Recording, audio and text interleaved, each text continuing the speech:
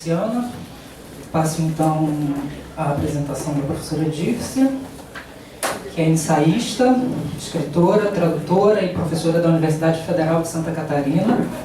Publicou vários livros sobre tradução e literatura infanto-juvenil, entre eles Pequena Biblioteca para a Infância, As Antenas do Caracol e Metáforas da Tradução.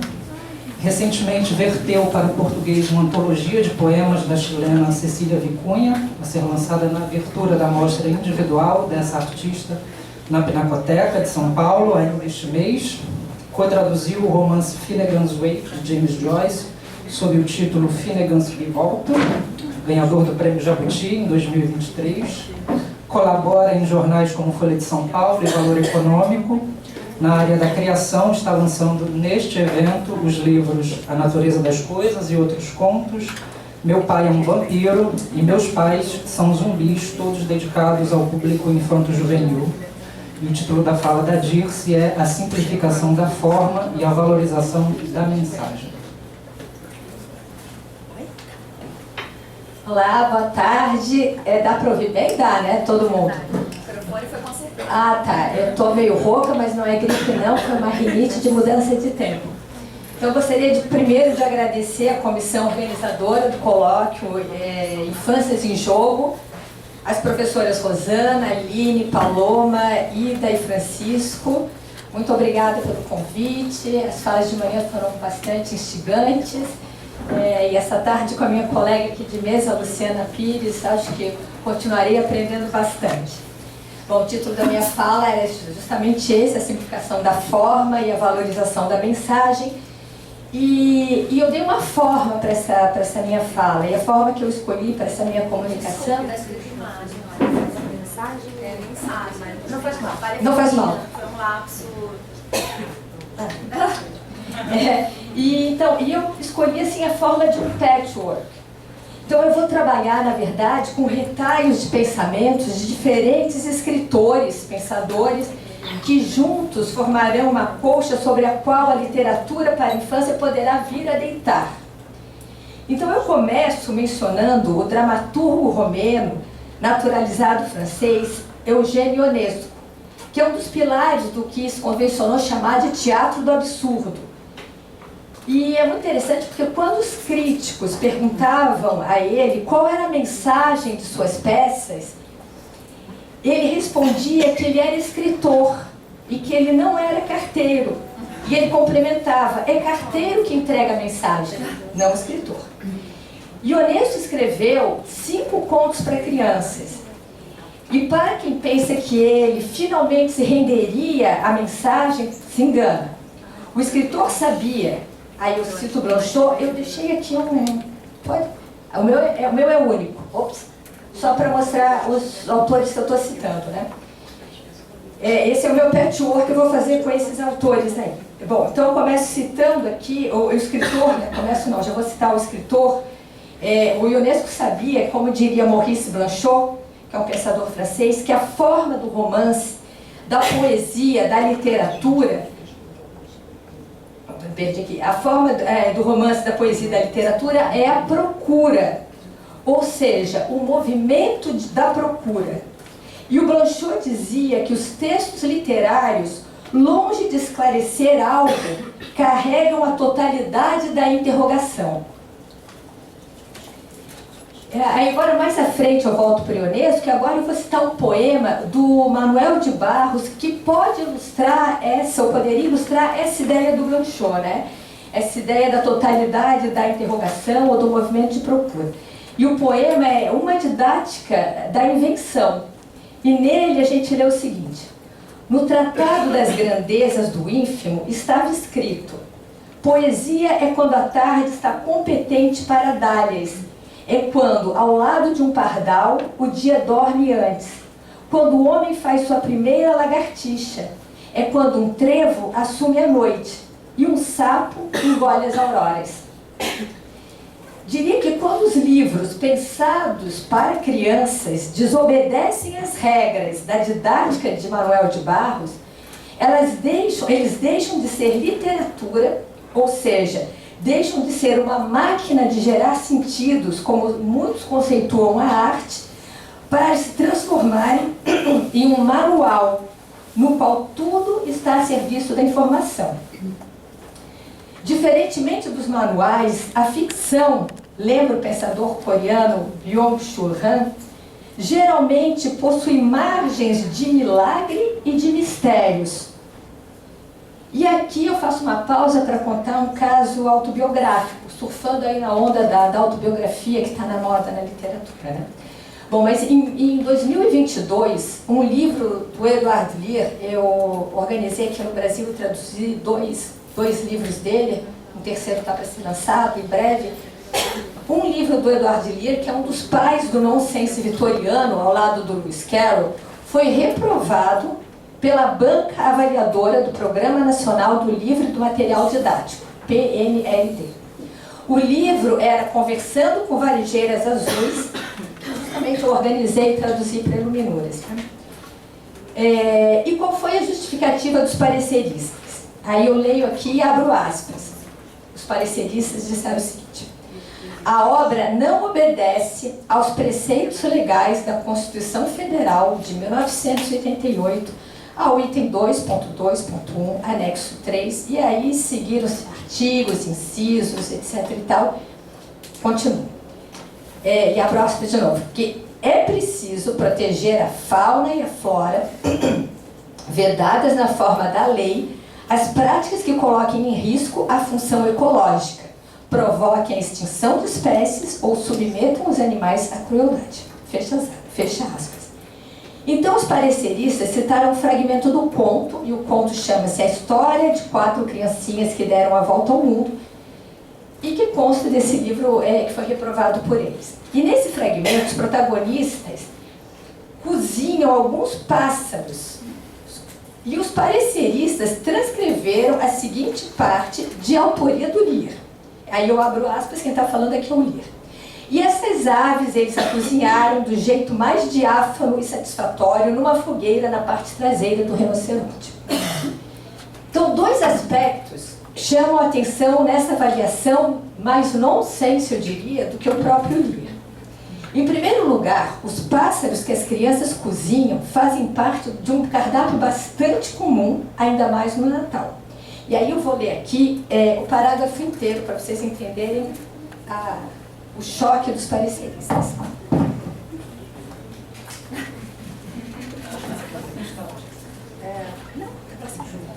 Vou ler aqui. É um livro nonsense, né? Contudo, eles conseguiram pegar várias galinhas e perus e outros pássaros que pousavam incessantemente na cabeça do rinoceronte, com o propósito de catar sementes de rododendros que cresciam ali. E essas aves, eles as cozinharam do jeito mais diáfano e satisfatório numa fogueira na parte traseira do rinoceronte. Acredito que peru quase todo mundo come no Natal, né? Galinha também. Bom, vocês estão contra a Constituição Federal, só vou avisar o seguinte. 2 aspectos, então, me chamaram a atenção nessa avaliação, né? Esse aqui que eu acabei de ler, que é estranho eles terem ficado chocados com os ingredientes do cardápio, mas em momento algum eles se surpreenderam com o adjetivo diáfano, que parece não ser o mais adequado na frase. E de fato os adjetivos em Lear quase nunca são os mais adequados. Essa é uma característica da escrita do autor. Mas se os pareceristas soubessem disso, certamente não teriam como dar o parecer que deram, já que conheceriam a fundo a literatura do escritor inglês. Em seguida, os pareceristas reclamaram das receitas que constam do livro, as quais não seriam execuíveis e teriam, abro novamente aspas, um excesso de termos inventados e desconhecidos pelo público ao qual a obra se destina, e por isso pode se tornar inadequado, a saber, como fazer torta de ambilongo, como fazer costeletas de cor de bolhos, como fazer pastelão de gosque.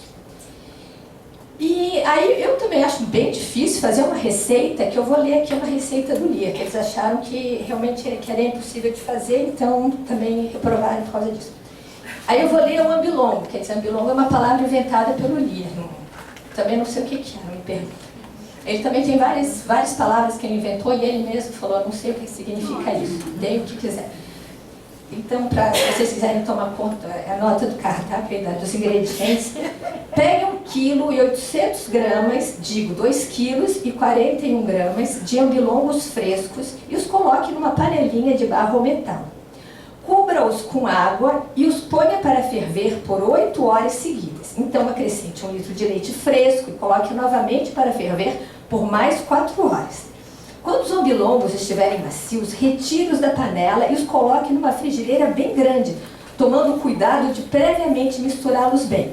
Rale um pouco de noz moscada sobre a sua superfície e cubra cuidadosamente com bolo de gengibre em pó, curry e um punhado de pimenta caiena.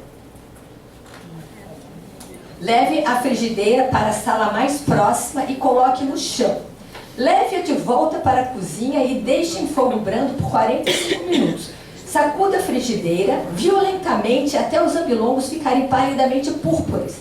Então, tendo preparado a massa, acrescente todo o recheio, adicionando ao mesmo tempo uma pombinha, 2 fatias de carne bovina, 4 couves-flores e ostras a gosto.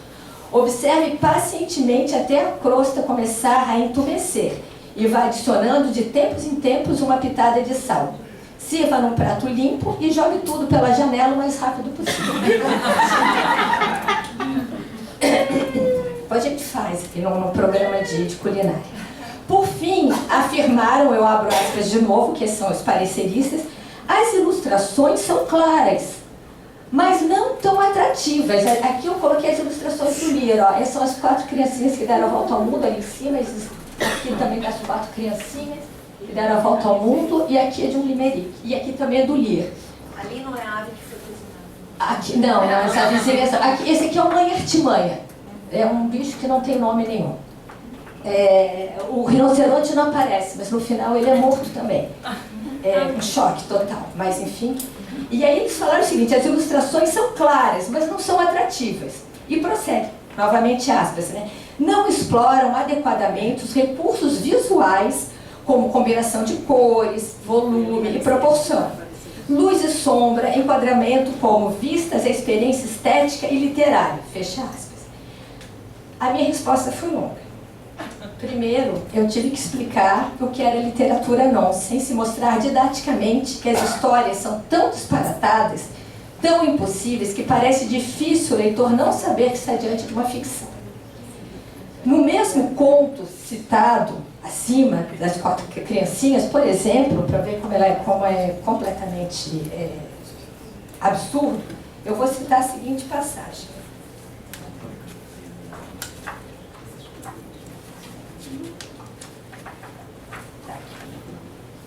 Então a gente lê nesse mesmo ponto, né? Opa, peraí. 46 aqui. Então eles estavam andando ali por uma terra que eles não conhecem, né? E aí um diz o seguinte: não se parece muito com o ser humano, disse Violeta, em dúvida, uma das criancinhas. Nenhum deles pôde decifrar o que ele era realmente. Até o mãe-artimanha, que já tinha corrido o mundo, exclamou suavemente em voz alta: é uma couve-flor cooperativa. E, na verdade, era assim. E eles logo descobriram que o que pensavam ser uma imensa peruca era, na realidade, a parte de cima de uma couve-flor e que ela não tinha pé nenhum, mas podia caminhar com um movimento gracioso e ondulante, afixada a um único talo de repolho, uma proeza que, naturalmente, poupou o gasto com meias e sapatos. Aí aqui tem a ilustração do livro. Então, eles ficaram muito preocupados com todas essas questões que apareciam no livro do Lear, né? Primeiro que as que tinham cozinhado os animaizinhos, um menininho aqui da história pega fogo, mas depois revive novamente, como Tom e Jerry, que eles são amassados e revivem. E eu também, aí eu cito eu não me lembro qual foi o escritor que disse isso, mas eu realmente não me lembro. Mas um escritor disse que se um leitor que lê um livro sobre um crime se torna criminoso, o problema não é o livro, é o leitor. Então também tive que contar para eles que Edward Lear era um pintor, desenhista, escritor vitoriano, foi o primeiro autor a assinar com seu nome, não com pseudônimo, um livro para crianças. Até então, todos os autores que assinavam livros para as crianças, eles assinavam com pseudônimos. Lewis Carroll não era o nome do Lewis Carroll, Charles Ludwig Tolkien. Lear é também considerado o ilustrador clássico de livros para pequenos leitores, que influenciou outros ilustradores infantis, como, por exemplo, Edward Gorey, Tim Burton. E vale destacar que suas ilustrações as ilustrações dele não podem ser separadas dos textos, porque conversam ou entram em choque com eles, com o texto. E por isso que a editora Iluminuras usou as ilustrações do próprio Lear. E de mais a mais, o Lear era um excelente ilustrador. Ele foi professor da Rainha Vitória, foi professor de desenho. Ele era pintor de paisagem, ele fazia pinturas de paisagens, e ele era ornitólogo, ele desenhava extremamente bem passarinhos. E, quer dizer, essa ilustração que ele fez para as crianças, que eles acharam que as ilustrações estavam toscas, ou não eram bem feitas, na verdade, ele fez porque quis, porque assim que era a estética dele, assim que ele queria que as ilustrações fossem feitas. E aí, por fim, nesse parecer, eu lembrei que a literatura não deveria ser vista apenas como material paradidático, pois a literatura, com L maiúsculo, como diz o ensaísta argentino Daniel Link, é composta de livros que não participam apenas da pedagogia ou apenas da divulgação. Eu citei também o crítico norte-americano Harold Bloom, que diz abster-se, eu abro aspas de novo, de sugerir qualquer história ou poema em especial para uma ou outra idade, porque prefiro considerar o livro um campo aberto, onde o leitor passeará e descobrirá por si mesmo o que lhes parece mais apropriado. Fecha aspas. Parece-me que os pareceristas fazem parte da categoria, entre aspas, dos maus leitores, como chama C.S. Lewis, o autor de Crônicas de Nárnia. E como Lewis chama, aqueles que só estão interessados em narrativas nas quais personagem ou objeto deve ser reconhecível instantaneamente ou sem esforço. Ou ainda, o mau leitor é aquele, segundo Lewis, cito de novo, que nunca tem a intenção de dar às palavras mais que o mínimo imprescindível de atenção, para delas extrair o acontecimento. Fecha aspas. Bom, se a literatura para crianças deve ter algo de didático, que o escritor pense nele mesmo como mestre descrito por Blanchot, ou seja, como alguém, e aí eu cito novamente, não está destinado a aplainar o campo das relações, mas transformá-lo, não a facilitar os caminhos do saber, mas antes de mais nada, a torná-los não apenas mais difíceis, mas propriamente intransponíveis. E fecha aspas, aí eu continuo aqui com Blanchot, aspas de novo, né? O mestre não dá coisa alguma a conhecer que não permaneça determinada pelo desconhecido, indeterminável que ele representa. Desconhecido esse que não se afirma pelo mistério, o prestígio, a erudição daquele que ensina, mas pela distância infinita entre A e B. Ora, continua Blanchot, né? Conhecer por intermédio da medida do desconhecido, avançar para a familiaridade das coisas, mantendo sua estranheza, referir-se a tudo por intermédio da própria relação da palavra, da interrupção das relações, referir-se a tudo por intermédio da própria palavra, né, das relações, nada mais é do que ouvir e aprender a falar. A relação mestre-discípulo é a própria relação da palavra, quando nela o incomensurável se faz medida e a irrelação, relação. Fecha aspas. Então, a ideia de Blanchot é enfatizar que o desconhecido está na própria palavra e na sua interpretação, ou, abro aspas, a relação de palavra em que se articula o desconhecido é a relação de infinidade. Fecha aspas. Contudo, lembra o pensador francês, eu cito novamente, o ensino deixa de corresponder à exigência da procura quando o desconhecido se confunde com a pessoa do mestre. E então é seu próprio valor, o seu valor de exemplo. E quando o desconhecido se limita a um objeto da própria ciência. Portanto, o desconhecido que está em jogo na procura não é o do sujeito nem do objeto, mas a relação que ele cria quando entra em jogo. É a relação que, na verdade, que a palavra cria, ou que a procura cria quando entra em jogo.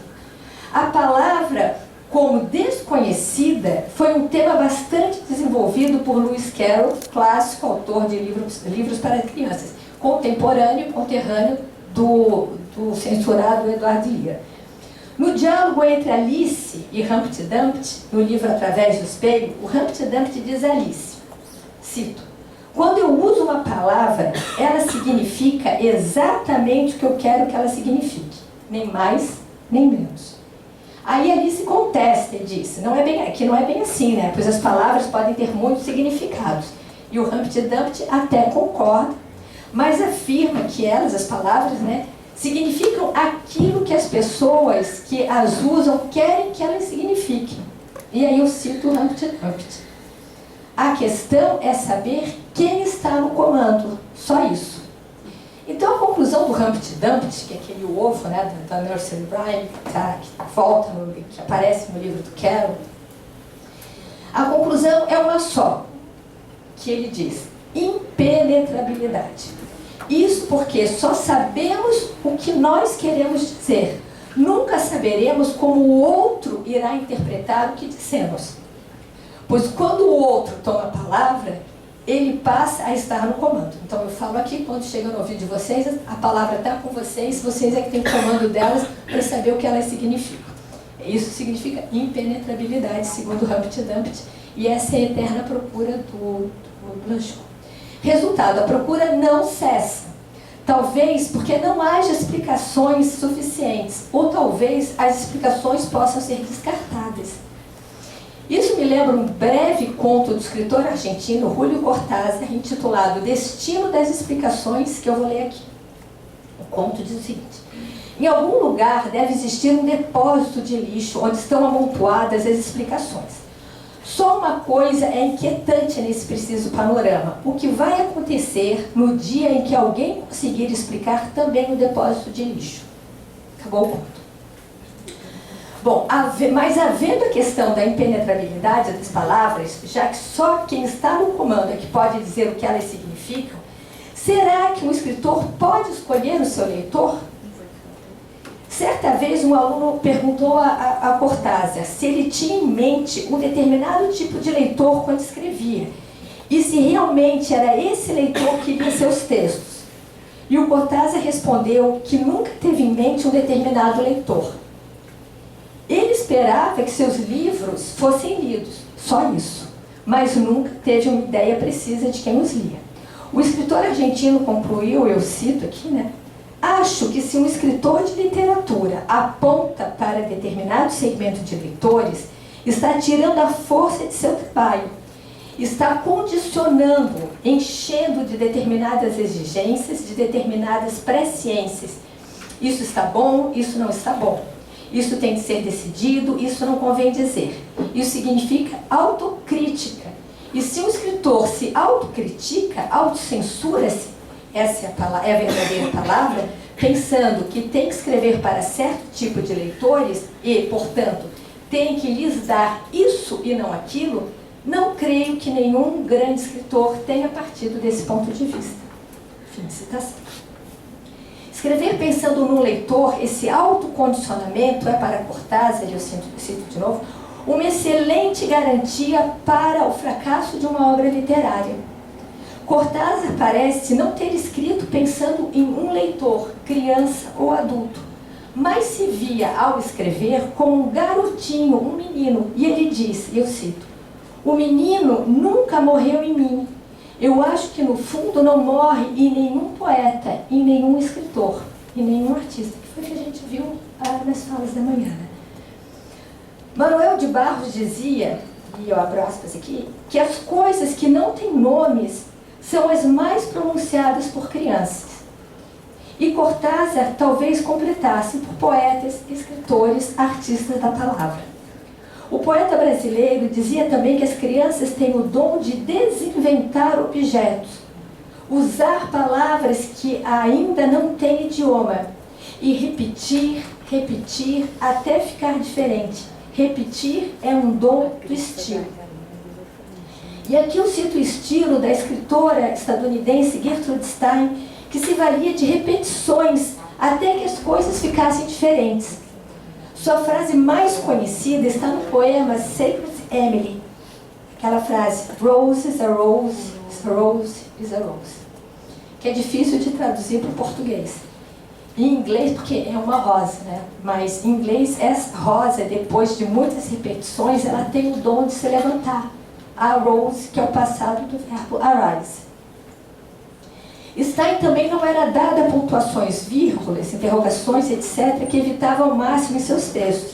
Isso porque ela pensava em textos para serem também performatizados, lidos em voz alta. E a escritora, ela escreveu 2 contos, 2 livros para crianças. E no Brasil eles foram traduzidos por mim e pela Lucy Colin, que é grande estudiosa da Gertrude Stein e poeta e escritora, e foram publicados pelo Iluminor. Esses são eles, O Mundo é Redondo e Para Fazer um Livro de Alfabetos e Aniversários. As repetições que fazem parte de sua escrita não foram descartadas nos seus textos para crianças. Já a pontuação descartada em sua obra para adultos seguiu descartada em seus livros para os pequenos leitores. Eu falei aqui bem rapidinho, já estou terminando, tá? É 58 aqui. Então só vou ler, esse aqui é um livrinho para criança, depois eu passo para vocês darem uma olhada. E no começo, ele começou, Nero, Nina, Nicole e Ney. Há 26 letras no alfabeto e metade de 26 é 13. E 13 é um número azarado. Claro que é. Se alguém não consegue esperar, e se está pressa para nascer e simplesmente não aguenta mais esperar até o dia 14, ou se alguém é sempre um pouco lento e não conseguiu ter nascido no dia 12, não há nada a fazer, apenas fazer o que se fez, que foi ter nascido no dia 13. Aí ela continua. M13, N e N13, e 13 é 13, ó céus. Quem será que disse ó céus? Nero disse ó céus, e Nina disse ó céus, e Nicole disse ó céus, e Ney disse ó céus, e todos disseram ó céus, e disseram de novo, e de novo. Ó céus, disseram eles, ó céus. E eles acharam muito difícil não dizer sempre ó céus. Eles simplesmente sempre disseram ó céus, ó céus.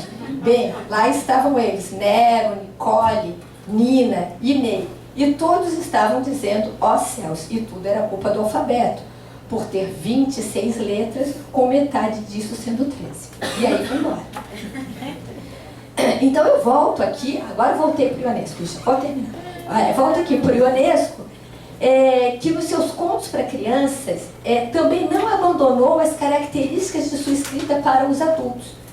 Nesses contos, o escritor retrata a relação entre pai e filha. E Ionesco teria escrito esses contos que ele escreveu para a filha dele. Ele teve uma única filha chamada Marie-France, que ainda está viva e detém os direitos autorais dos pais, porque é uma tristeza.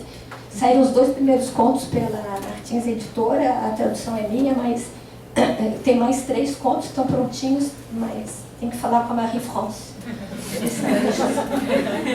Então, no primeiro conto, o pai conta a história.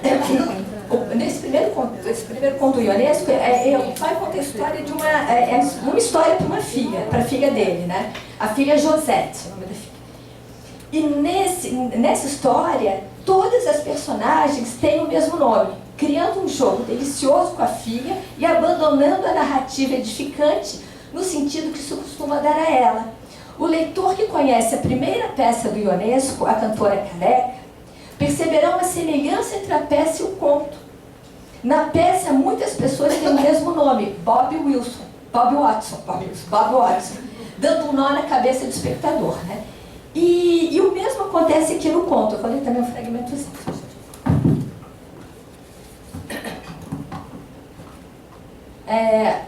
o pai vai contar uma história. Era uma vez uma menininha que se chamava Jaqueline. Como Jaqueline? Perguntou Josete. Sim, mas não é a Jaqueline. Jaqueline era uma menininha. Ela tinha uma mãe que se chamava Senhora Jaqueline. O pai da pequena Jaqueline se chamava Senhor Jaqueline. A pequena Jaqueline tinha duas irmãs que se chamavam Jaqueline, dois priminhos que se chamavam Jaqueline, duas primas que se chamavam Jaqueline e uma tia, um tio que se chamava Jaqueline. A tia e o tio que se chamavam Jaqueline tinham dois amigos que se chamavam Senhor Jaqueline e Senhora Jaqueline, que tinha uma menina que se chamava Jaqueline, um menino que se chamava Jaqueline. E a menina tinha bonecas, 3 bonecas que se chamavam Jaqueline, Jaqueline e Jaqueline. O menino tinha um amiguinho que se chamava Jaqueline, os 2 cavalos de madeira que se chamavam Jaqueline, e os soldados de chumbo que se chamavam Jaqueline. Vai embora disso aqui. Bom, parece-me que essa linguagem não está muito mais próxima das crianças que apreciam o jogo, o lúdico, do que dos adultos, que não têm mais tempo a perder.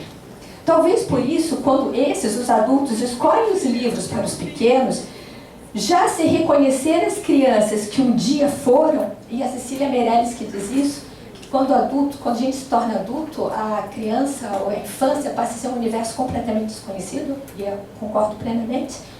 Os adultos preferem aqueles livros cujo conteúdo seja claro, edificante e, de preferência, não deem espaço para a procura, pois talvez tenham medo de se perder no caminho e privilegiem o trajeto mais direto e tranquilo e o mais rápido.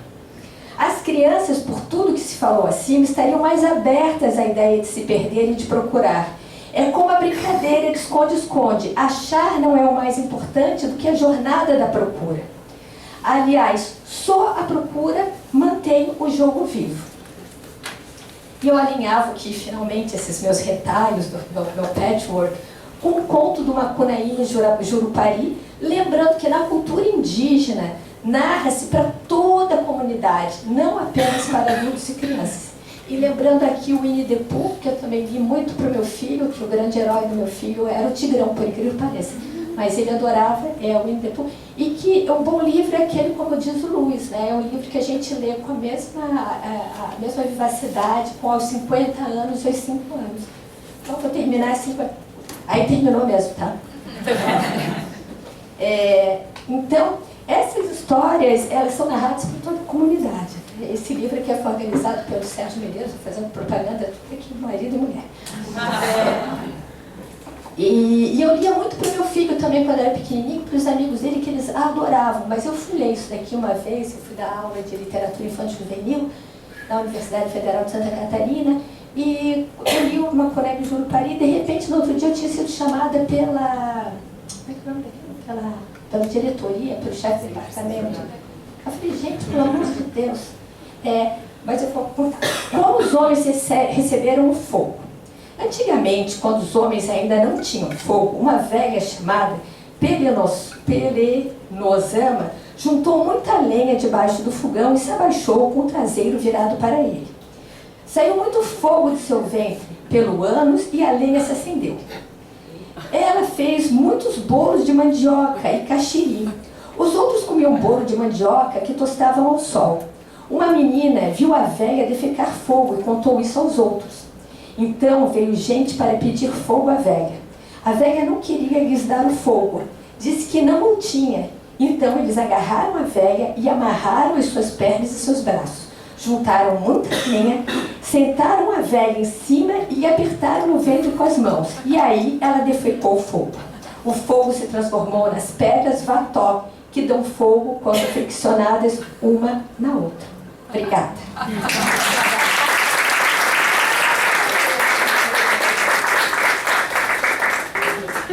Obrigado, Diz, pela colcha que você teceu dela.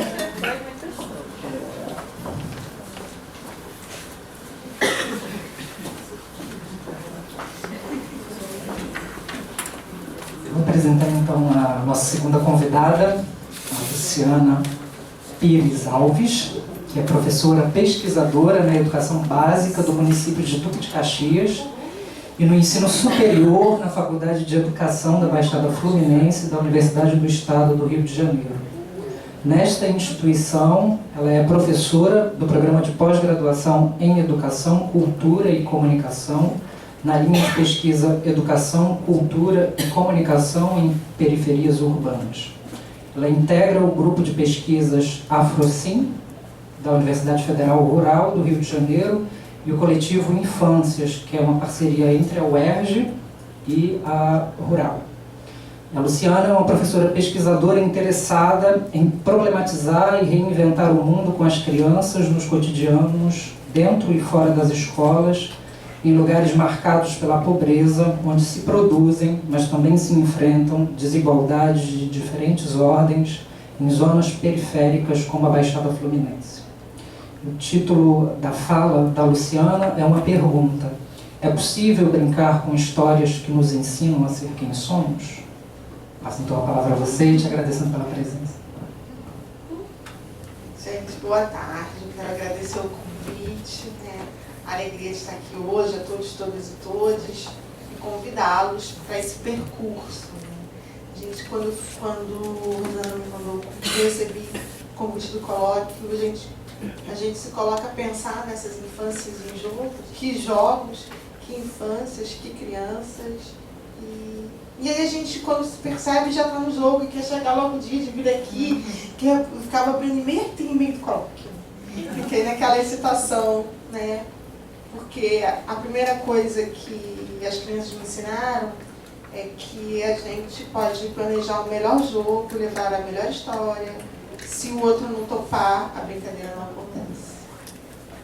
Então, esse exercício de alteridade é algo que eu reaprendo todos os dias com elas. Eu comecei, e a minha apresentação já partiu disso, eu ocupo esse lugar meio fora do lugar, que é de estar na universidade e na escola ao mesmo tempo,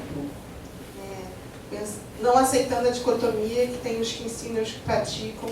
Para mim, prática, teoria e prática estão juntas, e elas que me gestam e possibilitam estar aqui. Acredito que ser professora com crianças é nascer todo dia de novo, sem quebrar eles morrendo de anterior. Então, vamos lá. Eu adoro Denis, ele tem essa frase que eu acho muito interessante. Quando eu nasci, eu já tinha um nome. Quer dizer que, como todas as crianças, eu era extremamente precoce. Receber o nome, já recebi muita história. Quer jogar com as expectativas, já é entrar no jogo. É um combate que eu quero fazer aqui, que eu travo com a ideia de que a infância é o lugar da tábula rasa, do vazio. Tem aquela ideia, né? Quando você crescer, você vai ter coisas na sua cabeça. Você não paga boleto, você não trabalha. Então, como se a criança tivesse a cabeça vazia. E a gente, vai ouvindo e aprendendo que não. E mesmo o olhar da novidade, o olhar da primeira vez, que é tão característico da infância, ele já está permeado de muitas e muitas imagens. Eu não sei quando é que a tela está vazia. Pode passar. E aí nós somos recebidos com palavras, somos recebidos por um nome. Eu perguntei aqui, há uma palavra de brincar ou somos só palavras de ordem? Como os censores do livro, Se o livro não tiver palavras de ordem, então ele não serve para entrar na sala de leitura. Por que pôr em causa o uso dogmático das palavras? Aprendemos com quem somos através das histórias que nos contam. Por que não podemos jogar com elas? Por que não podemos brincar com as histórias, brincar com os nossos nomes, destruir, reconstruir? Por que tem que ter um sentido? Por que a gente se interessa mais do que endereça a criança do que recebe delas? Então, o exercício de pesquisa, o grupo que a gente compõe está aqui, é de sentar na sala de leitura, no parquinho, no corredor, e ouvir o que elas dizem. Recentemente, a gente estava conversando sobre o Pinóquio, e eu li naquela coisa da mentira, do Neste Crescer, e eu vi o grupo de 4, 5 anos se cutucando assim, e falando baixinho. Quando eles falam assim, eu conto ou você conta? Aí, o que foi, criança? Tia, eu vou te falar uma coisa, eu minto pra caramba e meu nariz nunca cresceu. Aí eu perguntei, e que mentira que você conta? Eu não falo que eu fiz bagunça, que eu comi tudo, que eu soltei pum, que eu bati na minha irmã. Aí como foi? Aquela enxurrada de mentira.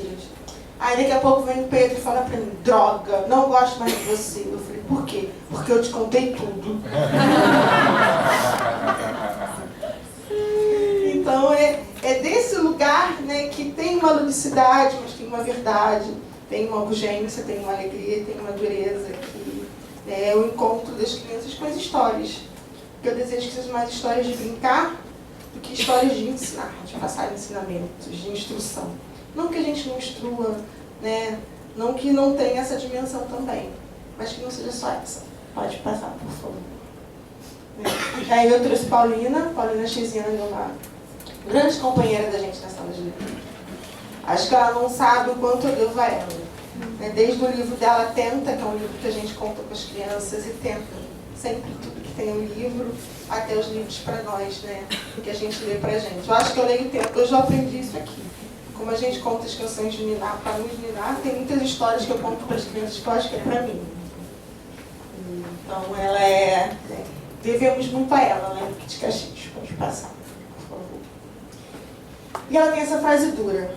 Mata, que amanhã faremos outro. Os grupos em fuga estabeleceram normas de segurança. É proibido falar, tossir, espirrar no esconderijo. Pode borrar-te ou mijar-te. Mover-te é que não pode, porque é perigoso. As crianças são livres, nada as detém. Quando têm fome, choram até enlouquecer a voz. Quando têm sede, berram até enervar. E quando estão felizes, cantam até demais. Não suportam a fome, a sede, o calor e choram. As vozinhas dos meninos ouvem-se no espaço, na direção dos tímpanos atentos dos heróicos guerreiros, que seguiram as ondas do som até descobrir o esconderijo. A vingança foi implacável. Até os fetos foram estripados nos ventres de suas mãos. Este modo estabelece novas normas de segurança. É preciso silenciar o choro dos meninos. Então, esse texto duro, né, essa imagem forte, né, é um combate que eu penso que temos com a infância desde sempre. Né? Será que crescer é sempre colonizar a criança? Será que para torná-la adulto que somos temos que matá-la? Pode passar, por favor.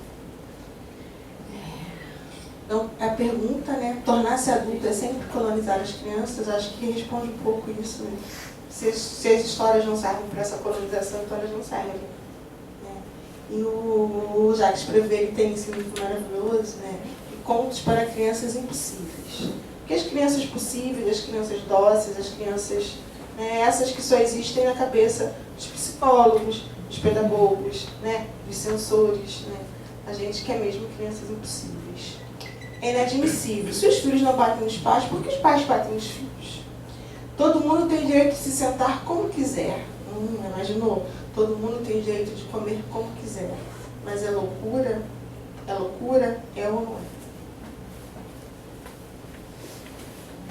Então, né, essa relação com o desejo, essa relação não colonizada do corpo, do sujeito, do eu, vai sendo colocada no lugar, ou é loucura, ou é falta de educação, ou precisa ser medicalizada, precisa ser corrigida, precisa ter-se. Então a criança ela vai sempre, né, recebendo outras mortes, outras pequenas mortes, não assim a Paulina Chesina traz no momento do Apocalipse. Pode passar, por favor. E aí eu trouxe alguns modos atualizados de colonizar a criança. Né? As violências, os massacres, as guerras, esse sempre, né? Nos territórios de favela, nos espaços conflagrados, a gente ouve muitas dessas histórias. Eu estava com um grupo de crianças, a gente estava lendo Tatiana Belink, e apareceu a palavra tormenta. E quem trabalha com crianças sabe que não adianta só apresentar o sentido que está no dicionário. Eles deglutem, eles comem a palavra e cospem de novo, até aquilo se incorporar. E o Ale, que eu não vou dizer o nome dele completo, falou assim: entendi, professor, o que é tormenta. Tormenta é quando tem tiro no morro e me chamam no portão. Te chamam no portão? Eu falei assim, nossa, que coisa grave, não dá nem para você se esconder, né? E ele olhou para mim e deu um sorrisinho, né? De novo, eu não estava entendendo nada. Alguns meses depois, eu soube que Ale, né, foi preso, foi recolhido pelo Conselho Tutelar com arma e radinho. Então, quando tem tiro dele no morro, a infância não está protegida. E essa é a nossa infância da sociedade brasileira. Né? O outro, pode passar, por favor? né, são as relações de gênero, né, que são outras formas atuais de colonizar a criança. Ainda nem nasceu, já tem tal do chá de revelação. Né, a criança já recebe um sexo, né, enquanto é um zigoto na barriga da mãe. Né, e a Ludwig Butler nos fala por quê de toda essa heteronormatividade, essa hipervigilância. Né. Acabou-se o tempo. Antigamente a criança ainda podia dar um cabelo comprido, né, de shortinho, sem camiseta, seja menino ou menina, né, mas a gente tem visto, né, percebido todo esse aumento dessa vigilância, desse enquadramento. E ela nos fala assim: tornou-se um fantasma com poderes destrutivos, uma forma de ironia exacerbada a multiplicidade dos pânicos modernos. É claro que há muitas razões completamente legítimas para temer o nosso mundo atual. O desastre climático, a migração da força, as vidas ameaçadas e perdidas na guerra. Então, tudo isso migra para um medo do gênero. Né? Isso é usado como uma forma, uma cortina de fumaça, para que a gente não enfrente as verdadeiras questões. Então, essa tem sido uma outra forma de colonizar a criança. Né? Deleuze fala que as crianças têm N sexos, as crianças fazem N agenciamentos com o mundo. Então, quando a gente diz normatiza, a gente já está, de novo, capturando. Pode passar, por favor. Né? O outro é, né, essa proliferação, o consumo das imagens. De manhã se falava muito aqui da primeira vez, do olhar inaugural. Né? Cada vez menos eu tenho acesso a esse olhar inaugural. As crianças recebem já muitas imagens, muitas questões. Então, o Guattari diz que diante da tela, né, na época dele era a televisão, ainda não era o digital, ele fala disso da televisão e dos jogos pedagógicos. As crianças não estão passando tempo, as crianças estão trabalhando. Porque elas estão recebendo palavras, imagens, palavras de ordem, estão recebendo sentidos. Então, é para a gente pensar, né, que a criança diante do celular, ela está trabalhando. Então, também esse é um outro modo atual de fazer aquilo que a Paulina disse, né? Por favor, pode passar. E aí, uma coisa que Deleuze fala é um erro acreditar que o pintor esteja diante de uma superfície em branco. Ora, tudo que ele tem na cabeça, ao seu redor, já está na tela, sob formas de imagens atuais ou virtuais. As crianças e os artistas se impõem a experimentar com o mundo, isto é, reconstruí-lo, destruí-lo, porque não o consideram como definitivamente dado. Né? Na Ganevan também um investimento, né? Eu penso que o nosso investimento, nós na escola, vocês aqui como editores, como tradutores, como autores e autores de livros, né? Investirem nesse sopro, né? Investirem nesse espaço do jogo, nesse espaço para o outro entrar, né? Que não seja já o dado, né? O que está posto, que a gente vai escolher qual é o exercício de leitura que a gente faz na escola. O que o autor quis dizer, qual é o sentido. Então a gente, né, não só na escola, na universidade, com a gente mesmo, a gente quer saber, quer dominar. Pouco a gente se permite se perder numa leitura, né? Pouco a gente se permite. Às vezes a gente lê uma coisa, vê uma coisa, só vai fazer sentido muito tempo depois. Né? Mas a gente já quer a resposta. Né? A gente é muito mais colonizado por uma pedagogia da resposta do que pela pedagogia da pergunta. Já nos ensinou Freire, um livro que eu acho que é imperdível, a pedagogia da pergunta. Na sala de leitura a gente tem esse hábito, né? A gente lê um pedaço, as crianças leem outro, elas contam uma história pelo meio e a leitura, a mediação acontece. O tempo que ela durar. Aí pode passar, por favor. Né, esse é o último, né, que, como eu falei, o Deligny é um dos autores que a gente mais tem se debruçado, porque ele vai condenar o que ele chama de criança preenchida. A criança preenchida pela psicologia, a criança preenchida pelos diagnósticos, pela educação, a criança preenchida. E aí, qual é o espaço para abertura? Né? Pusemos a transcrever as folhas transparentes, os trajetos de umas e outras, linhas de Hans, e depois dessas linhas, esses traços, nós guardamos, nós fitamos e continuamos a fitá-los por transparência. Alguns datam de 10 anos, outros da semana passada. Quando a maioria desses traços faz tempo que esquecemos de quem são. Eu acho que essa parte é muito importante. A gente coloca muito peso no sujeito. Quando a gente trabalha numa perspectiva coletiva, num coletivo de enunciação, tudo que as crianças trazem, né, se misturam e aquele bloco de devir é o que nos interessa. Né? A gente quer estar à altura daquela experiência, experimentar aquilo que é trazido, que nem sempre tem nome, foi de fulano, foi de ciclano. Isso quer dizer o quê? Quer dizer nada. Não é sempre descrever, interpretar, traduzir. A gente pode pensar também uma outra forma muito dura de colonizar a infância, a questão do consumo, né? A criança é um imenso mercado consumidor. Isso também, né, vai matando esse inaugural, esse sopro, né? Vai sufocando pelo preenchimento, né? Quanto à maioria desses traços, faz tempo que esquecemos quem são. Esse esquecimento nos permite ver outra coisa, o resto. O refratário é toda a compreensão. Então, muitas vezes, quando a gente não consegue, né, eu acredito que a gente não consiga combater todas essas formas de captura, todos esses aparelhos de captura da infância, porque não está, né, não só nas nossas mãos, mas acho que investir, né, nesse soslaio, investir, né, nessa ginga, nesse movimento de esquiva, de errância, não permanecer muito tempo, né, com uma mesma prática, não permanecer muito tempo com o mesmo autor, né, esse gingar, esse rodar, né, essa coisa quase que o rodamundo, assim, que vai ampliando, eu acho que é o que garante que possamos, né, estar com as crianças sem tentar capturá-las e ensinar a nossa própria criança a viver, dar a ela outros respiros, outras alegrias, outras potências, né, e que possamos, né, juntos, juntas e juntos, devir criança novamente. E é isso.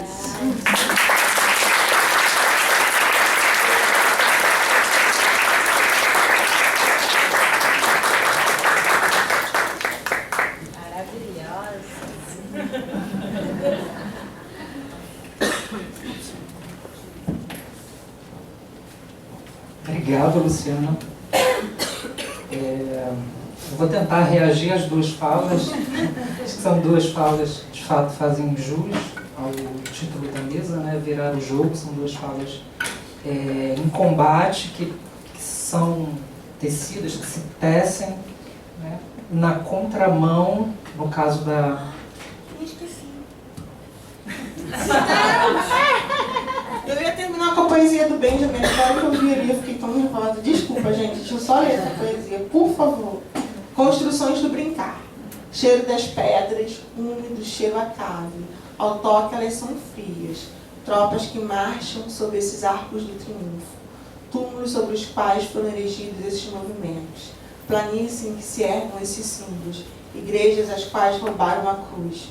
Como que sensação a mão acaba de pôr essas cúpulas azuis, comerciantes de imóveis. Pode passar. A pálida e indistinta cave da planta, paleta das cores da construção do brincar, o espaço aberto, fugazmente colocado, o verde desmaiado, o interior exíguo, as escadas, o telhado. Walter Benjamin. Eu acho que não ter terminado com o Benjamin, porque eu vou realmente... Mas, como eu ia dizendo, são duas falas em combate, né, que se tecem, ou são tecidas, buscando revirar, que vão na contramão, no caso da Dirce, de uma pedagogia doutrinária, né, ela bagunça um pouco esses pareceres, né, propondo, assim como a Luciana também, que vai na contramão dessas histórias colonizadoras de uma certa infância. E uma aposta também num modo lúdico, não é? Num modo lúdico da leitura, da contação de histórias. E aí fiquei lembrando aqui uma frase do Benjamin, né? Tá, as obras escolhidas naquele apêndice, né? Os textos que ele produziu ao longo dos anos 20, em que ele vai criticar uma concepção, uma visão de leitura edificante de livros infantis, Ele vai dizer que as crianças não estão interessadas na moral da história, no que a história quer dizer, e ele vai colocar essa visão, ele vai dizer que essa visão, né, essa concepção de leitura, na verdade faz parte de uma certa sabedoria que tudo ignora sobre a infância. E a fala de vocês é muito afinada com essa leitura contrapelo, vamos dizer assim, para continuar no vocabulário do Benjamin. Fiquei lembrando, ouvindo a Dirce, ela, né, menciona que o Lear foi o primeiro escritor a assinar, né, com o nome próprio um livro infantil, e lembrei que a obra fundadora, né, da literatura infantil ocidental é o livro do Charles Perrault, que ele atribui a autoria, né, ao filho dele, que mostra uma dificuldade de legitimação do gênero desde as suas origens. Então, queria que você talvez comentasse um pouco isso, essa assimetria entre criança e adulto, que está presente na leitura, né, nesses pareceres educacionais de recomendação, o que a criança deve ler, o que a criança não deve ler. Não é? Porque a literatura infantil é destinada à criança, mas a criança não participa, né, da produção do livro infantil. Né? O adulto que escreve, o adulto que publica, o adulto que compra, o adulto que lê. Enfim, aí queria que você comentasse um pouco isso. E para Luciana, eu vou lembrar uma conversa que a gente teve no horário do almoço, você falou do consumo, da questão do consumo, né? E aí, conversando com a Dirce no horário do almoço, a gente comentou da quantidade de livros infantis que são produzidos, né, que são publicados, que são vendidos, e como essas histórias, ao invés de apostarem numa infância lúdica, num espaço de abertura, elas, na verdade, infantilizam a criança, né? Como essa infantilização contribui para essa colonização que você traz. Enfim, numa nota pessoal, eu fiquei lembrando que na semana passada, enquanto eu andava de bicicleta aqui pela Lagoa, eu passei diante de uma cortina de fumaça rosa. Estava acontecendo um chá de revelação. Assim, e o bebê... Né? E eu nunca tinha visto, assim, eu já tinha visto vídeos, né? Mas aquilo foi tão violento, assim, pra mim, que, enfim, perdi meu domingo depois de atravessar. Não era um arco-íris, era uma cortina rosa, enfim, é isso.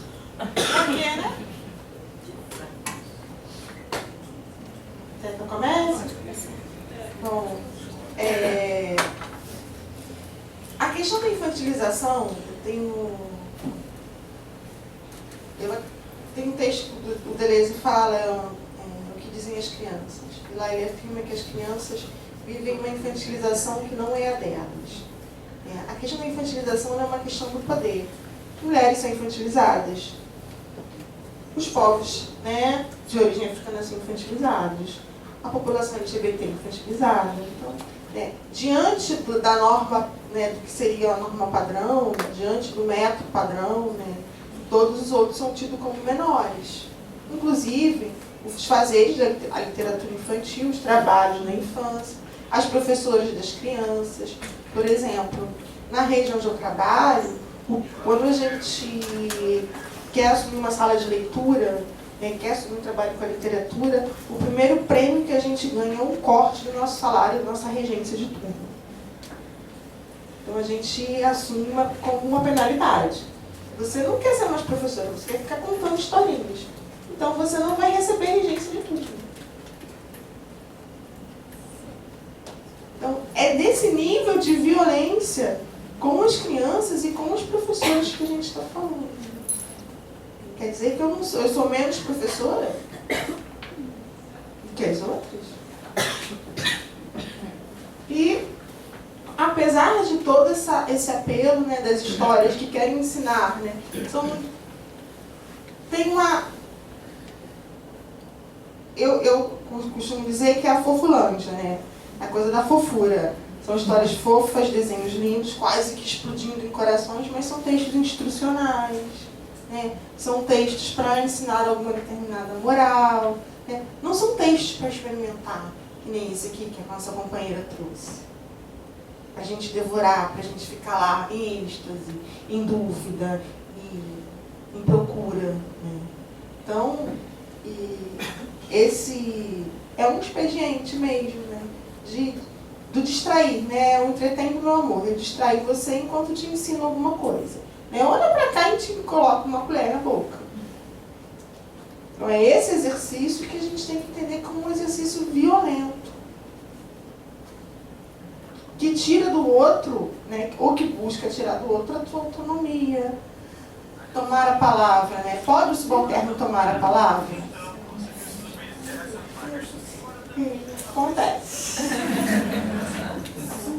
É esse exercício de tomar a palavra, de, né, tirar a cruz da igreja, igrejas que perderam a cruz, brinquedos que perderam, né, que a gente não sabe as origens, né, as antigas. Esse movimento, que é um movimento da infância, que é um movimento da criação, que é um movimento da inventividade, que não é um movimento pedagogizável, não é pedagógico. Você experimenta, você vive com ele. Então eu acho que nisso que as minhas pesquisas dizem que é urgente investir em qualquer lugar da nossa sociedade.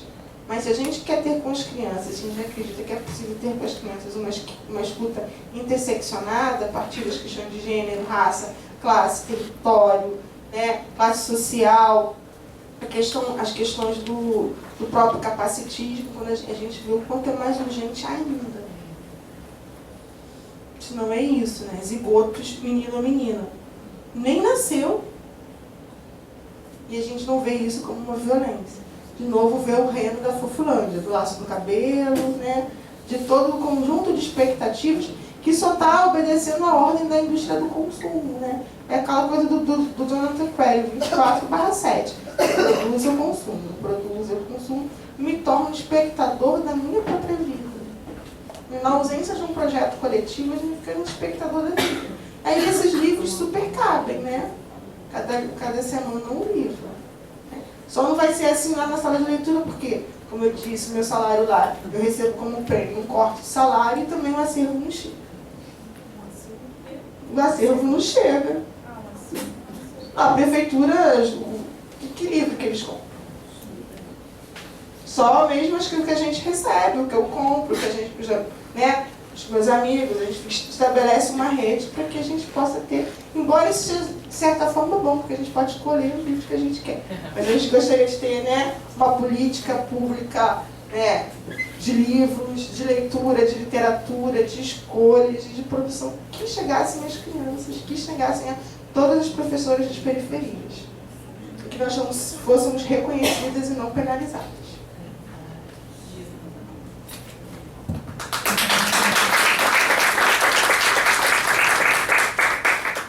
Ai, eu fiquei até chocada, não sabia que tinha esse corte de salário.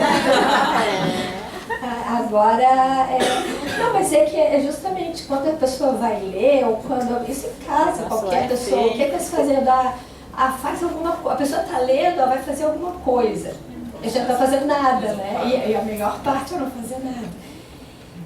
Agora, essa coisa da escolha dos livros para criança, a gente vai falando aí o dia inteiro. Tem um livro, não sei se vocês já leram, eu sempre cito esse mesmo livro, para mim é maravilhoso, que é A Infância, do Graciliano Ramos. E ele conta que ele foi analfabeto até, sei lá, 9 anos, eu não lembro direito. Mas ele passava de colégio em colégio, davam para ele o Barão de Macaúbas, ou coisa que vai, o nome do livro. Barão de Macaúbas. E aí toda escola que ele chegava tinha aquele livro, que era o livro para criança, que o colégio tinha comprado, que era o livro que eles deveriam ler, que era um passarinho que ia saindo, ia para a escola, ia recebendo conselho. Todo mundo dava conselho. Livro de criança, todo mundo dava conselho.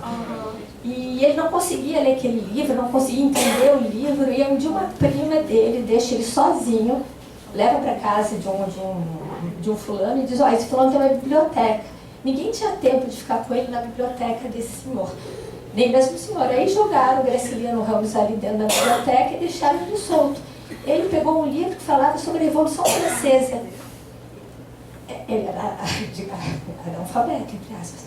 E ele adorou o livro da Revolução Francesa, adorou. E leu de cabo a rabo aquele livro. Ou seja, ele falou, ele mesmo coloca no livro, ele nem sabe se ele entendeu como, o que ele deveria entender daquilo, mas ele gostou. E aí ele começou a aprender a ler. Então a gente não sabe de onde que vem essa... Quando nasce. É claro que eu também acredito que todo gosto estético é um gosto artificial. A gente começa por obrigação e depois a gente esquece a obrigação, né? Uma questão assim, autobiográfica. Hoje eu estou tão autobiográfica para vender, tá? Porque está na moda. Mas minha avó, quando eu era pequena, minha avó tinha uma biblioteca na casa de praia dela, grande. Eu sempre conto essa história. Sérgio pode até sair, porque ele já ouviu 20 vezes. E aí ela tinha o Boccaccio, e o Boccaccio ficava embaixo, assim, na biblioteca. E toda vez que ela saía, eu tinha assim, 6 anos, nem sabia ler direito. E eu ia lá no Boccaccio, pegava, e ela dizia, não, esse livro não pode, porque esse livro não é para a tua idade, deixa para depois. E eu enfiava aquele Boccaccio, óbvio, quando ela ia para a praia, quando ela saía, o primeiro livro que eu pegava era o livro do Boccaccio para ler. Eu gostei tanto, eu não entendi nada. Eu não sei nem quem fez a tradução. Foi uma primeira tradução, do Boccaccio é muito difícil de traduzir. Foi uma primeira tradução, não lembro de quem que era. E eu li aquilo dali e achei maravilhoso. E eu tinha 6 anos. Quando eu fui ler depois de adulta, eu achei tão sem graça. Eu gostei mais da minha leitura de 5 anos, de 6 anos.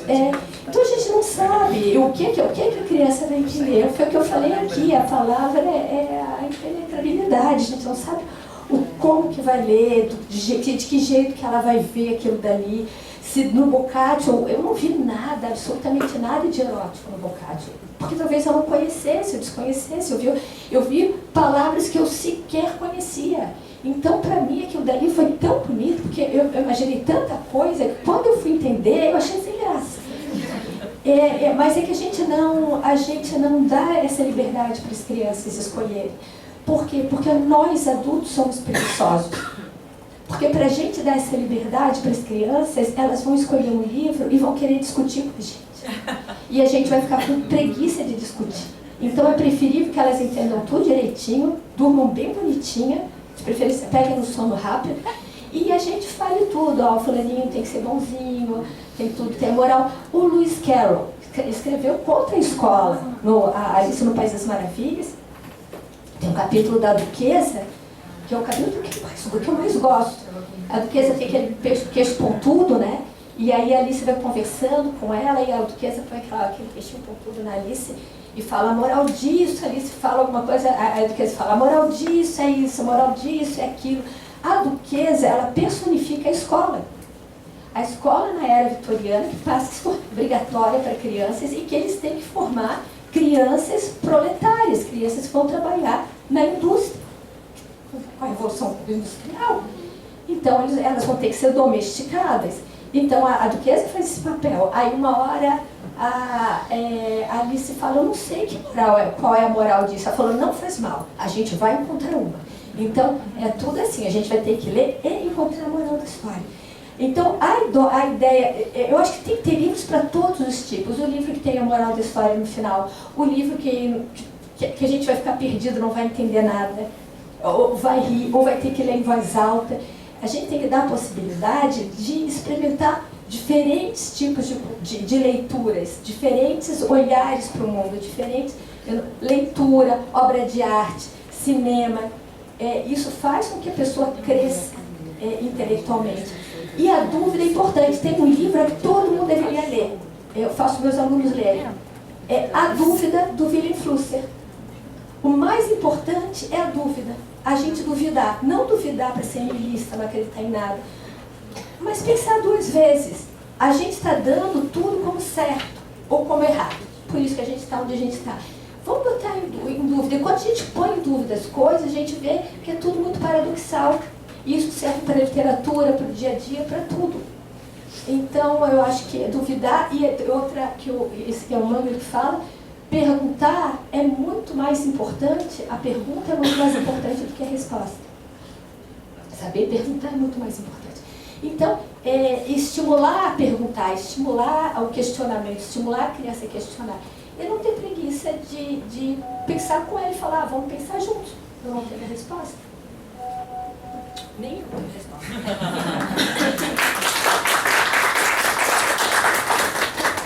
Temos ainda alguns minutos. Vou abrir então para as conversas. Obrigada. Oi, boa tarde. Tá sempre. E seguindo a linha da autobiografia, né? Eu tomei pavor de leitura na minha infância por causa da exigência, né, do livro, daquela coleção Vagalume, que eu tenho trauma até hoje, por causa dessa questão, por isso que me tocou tanto, né, a fala do adulto escolher. Né? O adulto escolhe pela gente que a gente deve ler, né, e segue todo um padrão. Eu com a minha filha já faço diferente, né? Ela tem total acesso, ela escolhe, ela compra, ela quer. Mas enquanto professora eu ainda encontro muitos desafios, né?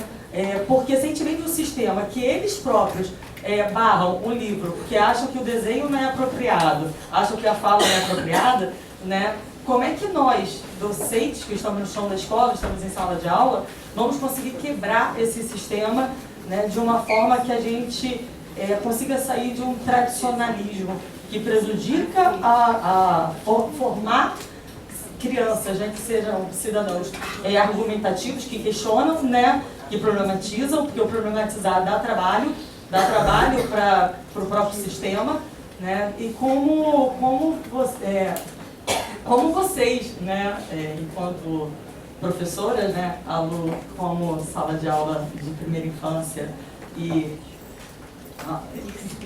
disse na questão da universidade, né, e quais soluções vocês veem para a gente mudar o quadro que está instaurado há séculos na nossa realidade, né? Essa cultura que vem já de tradições, né?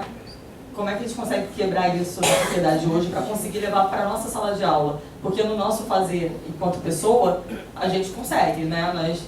Mas e sala de aula, como é que a gente consegue? E tem uma situação que é engraçada na escola pública até, né? Que quando chega um livro novo, a minha intenção é colocar no acesso das crianças. Mas a direção fala, não, esses livros são novos, não pode deixar eles estragarem.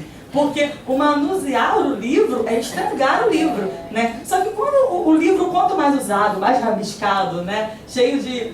A Lu é minha orientadora, ela fala, eu sei que você leu esse livro, porque está todo rabiscado, está todo cheio de dobrinha, né? E é isso, o usar o livro, o ler, vai danificar, entre aspas, né? Mas não é um dano, não é um dano, é um conhecimento, é aprendizado, né? Então, como a gente consegue quebrar esses padrões aí que são tão difíceis, que estão instaurados na nossa sociedade? Mais alguém? Quem souber, por favor, responda. É difícil, já vem tudo padronizado. Eu acho muito estranho, por exemplo, a gente tem faixa etária, né? De 0 a 5, de 5 a 10. Isso para mim é completamente nonsense. Porque parece assim, eu fiz 5 anos, a criança tem uma epifania e mudou completamente. Aí eu não sei quem que marcou isso daqui, bom, você, mas não tem lógica. E o que eu gostei bastante foi as últimas vezes que a gente viajou para, acho que foi para os Estados Unidos. A gente viu que eles estavam começando a fazer assim, não era faixa etária, para leitores pouco experientes, com experiência, muito experientes. Tá bom. Porque isso é um lugar comum, vou dizer, é um lugar comum. Tem uma criança que tem 10 anos que tem muito mais experiência com leitura e com literatura do que um adulto com 30. Então, isso depende muito. E deixar, é isso que eu falo, tem que deixar a criança experimentar. Nem tudo que não é óbvio, a gente não vai dar Marquês de Sade, né? Para a criança ler, ela vai ficar até, não vai nem entender nada. Mas, não vai entender nada mesmo. Mas eu acho assim, deixar experimentar, deixar ler e não entender. A gente não é obrigado a entender o livro, começo, meio e fim. Eu também detesto. Tira essa ficha de leitura E depois a ficha de leitura, a gente tem que responder o que a professora quer. E a ficha de leitura é uma coisa horrorosa que eu também tenho trauma. Que é assim, a gente lê o romance todo e pergunta qual é o nome do gato. Eu nem vi o gato. Aí tem que ler o romance inteiro, se não sabe do gato, senão não leu. Então, deixa livre. É claro que isso é muito, e tem o outro lado, viu? Paradoxo. Que é claro que se a gente vai cobrar em sala de aula, a gente tem que ter um parâmetro para saber se aquela criança leu ou não leu aquele livro. Então, óbvio que a gente acaba tendo que pasteurizar, porque tem que escolher um livro para a gente saber se todo mundo leu, para poder avaliar. É isso que eu digo, eu não tenho resposta, tenho muitas perguntas, mas eu não consigo responder. Talvez começar mudando assim, tirar faixa etária e botar pouco experientes, muito experientes, mas dentro de uma mesma sala de aula, por incrível que pareça, eu não dou aula de literatura infantil juvenil, eu dou aula de artes cênicas. Mas sou formada em direito de família. Talvez precisar.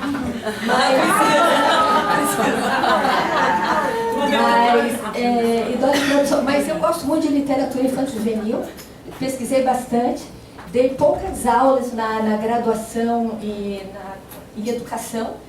E foi o que eu disse, o que eu conseguia mudar é o seguinte, eu mostrava tudo para eles e toda semana eu era chamada no departamento para levar uma bronca. Mas eu seguia assim e tentava explicar para todo mundo que, olha gente, não sou eu que estou dizendo, foi o que eu posso fazer. Chama o autor, ele já morreu, mas o que a gente vai fazer, né? Tá bom? Não tenho resposta. Mas eu acho que o problema é o seguinte, a gente continuar, isso é importante, a gente seguir discutindo, seguir problematizando e dentro do paradoxo que a gente tem de sala de aula, de ter gente muito experiente, com pouca experiência, dentro de vocês sendo professores, como que eu vou cobrar 30 livros diferentes, como é que eu vou saber se aquela criança leu? Às vezes nem é bom saber, porque não leu mesmo, então passa um dia, sei lá, mas não sei, eu não tenho resposta. Eu também não tenho resposta. Mas eu penso nas nossas práticas cotidianas.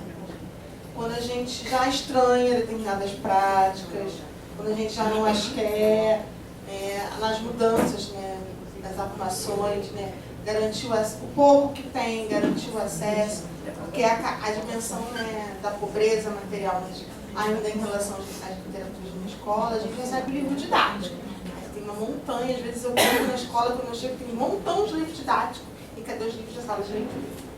Então, assim, a carência faz com que às vezes as pessoas pensam, não, chegou um livro, tem que ficar lá em cima, ver quase que com pinça. E distancia mais o sujeito da literatura do que o contrário, que é para tornar natural. Da mesma forma que eu brinco, né, com a bola, com a peteca, eu leio o livro e vou. Porque é isso que vai tornar acessível. Quando está ali, faz parte do meu mundo. Então eu acho que pensar nas nossas práticas cotidianas de organização dos espaços é estranhar e criar com eles diferentes formas, não para tomar a leitura, não para domar a leitura, mas para acompanhar a leitura, para estar próximo, né? Para ouvir, tio, sabe o que está escrito aqui? O que é isso? O que é? Essa, né, também, né, ter essa tá à disposição deles. E eles gostam, né, de estar folheando as folhas, né? A galinha, a crista da galinha ganhou uma franjinha. Aqui, tia, vira uma franjinha dela. Eles gostam crista, de estar... franja, coroa na galinha.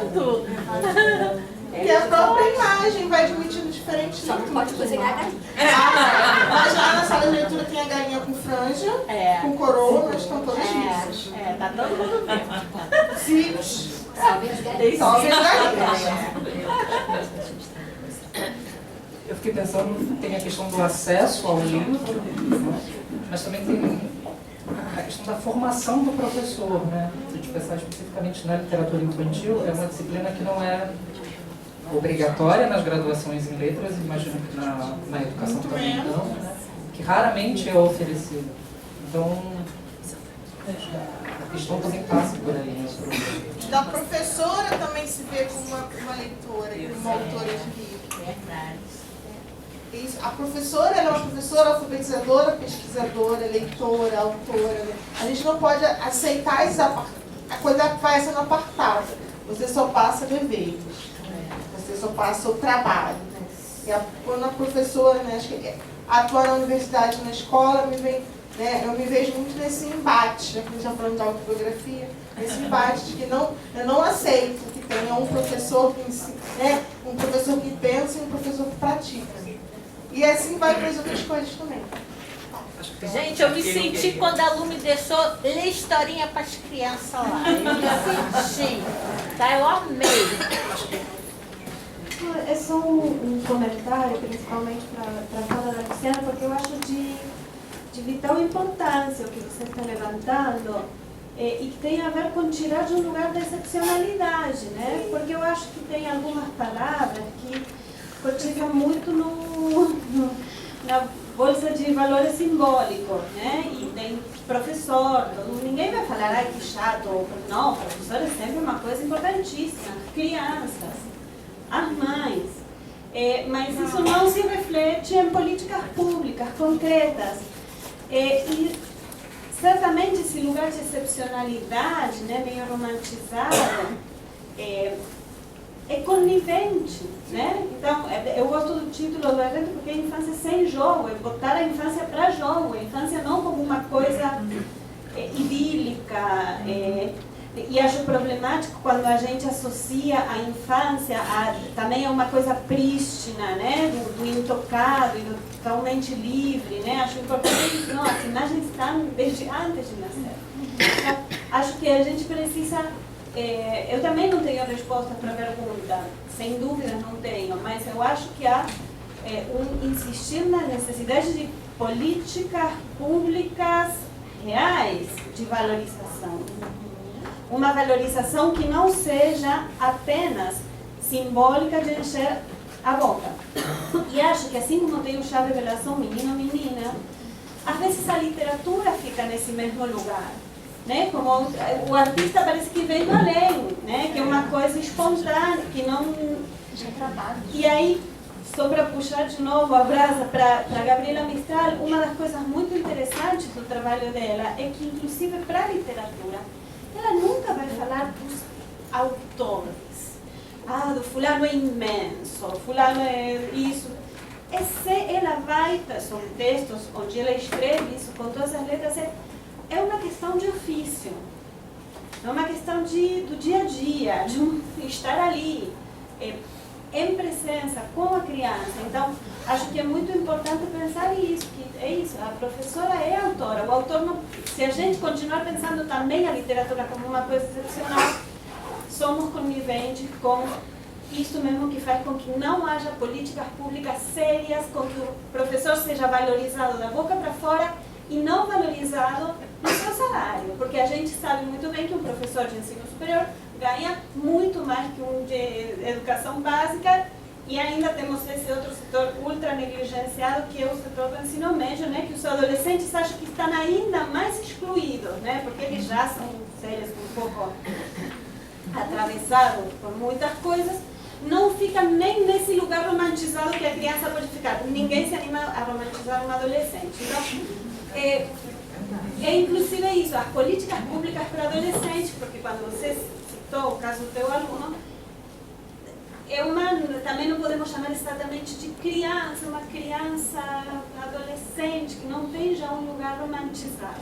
Então, acho isso, só queria sublinhar isso, porque impacta em políticas públicas. Se a gente não derromantizar a infância e a professora e a mãe, a gente se lasca mais do que já vai. Acho que ele queria. Era isso, era só um comentário.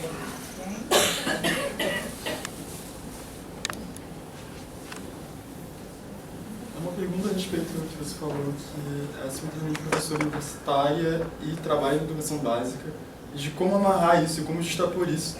Porque muitas das vezes a gente lida com professores que estão na universidade sempre, nunca atuaram na educação básica, ou estão na educação básica, ou fizeram universidade, mas logo foram para a educação básica e não fizeram mestrado, doutorado, pós, etc.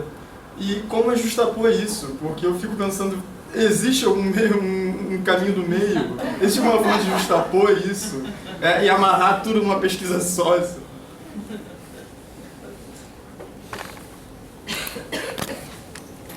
Eu não sei se tem justaposição.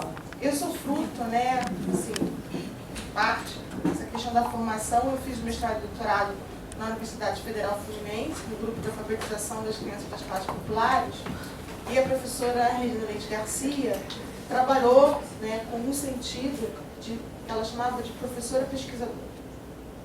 Então, sempre a professora é pesquisadora da sua própria prática. Então, o hábito de ler, de discutir teoria, de escrever, de ter um caderno de pesquisa, de discutir com seus pares o que está acontecendo, que é um hábito que a gente vai pensar quando vai fazer pesquisa de campo, né, na universidade. Aí você tem que ter um caderno, a professora tem um caderno de planejamento, caderno de atividade, mas um caderno onde ela possa anotar o que ela pensa, o que ela sentiu, o que ficou desencaixado. Esse exercício do pensamento, desde sempre na educação básica, que eu acho que é o que pode nos levar a retomar esse lugar. Porque também não é romantizado. É muito trabalho e incômodo, né? Quando você meio que fora do lugar. Mas de novo, são as nossas práticas cotidianas. De estudar, de se entender enquanto profissional intelectual em qualquer nível. A professora da creche que está lá com os bebês, está cheia de coisa acontecendo. Como ouvi-las. Não é menos importante. Não pode ser também romantizada, porque é quase que mãe, não.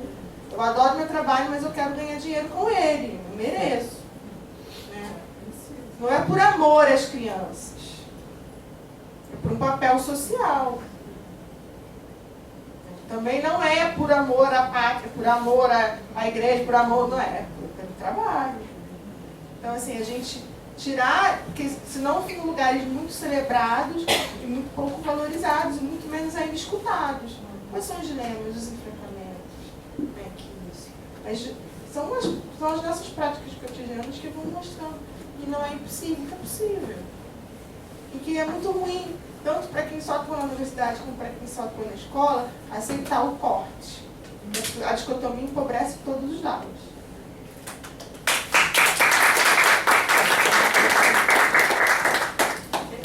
Mais alguma questão, comentário? Eu queria fazer um comentário. Só para complementar essa ênfase que a Lu deu na necessidade de políticas públicas, e também atenta para a questão da dicotomia, né, professor e pesquisador, eu acho que existe uma dicotomia muito grande entre o professor e o ativista político. Né?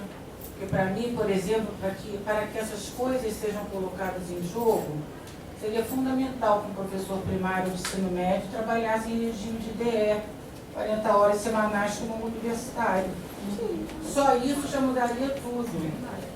Percebe? Então, no entanto, é muito comum na nossa prática de professores universitários e não universitários colocarmos a questão do sindical, da luta pelo melhor salário, como fosse uma luta alheia, sabe?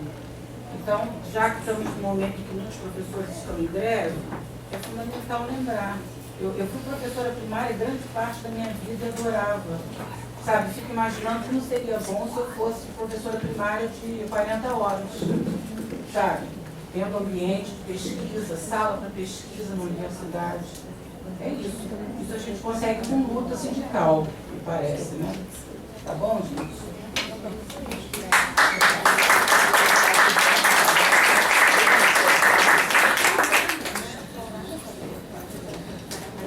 Mais alguém? Queria agradecer muitíssimo a Luciana Pires Alves, agradeço ao Felipe Guimarães. Foi ótimo e as conversas continuam. A gente vai fazer um pequeno intervalo de 5 a 10 minutos, 5 minutos, e retornamos em seguida. Obrigada.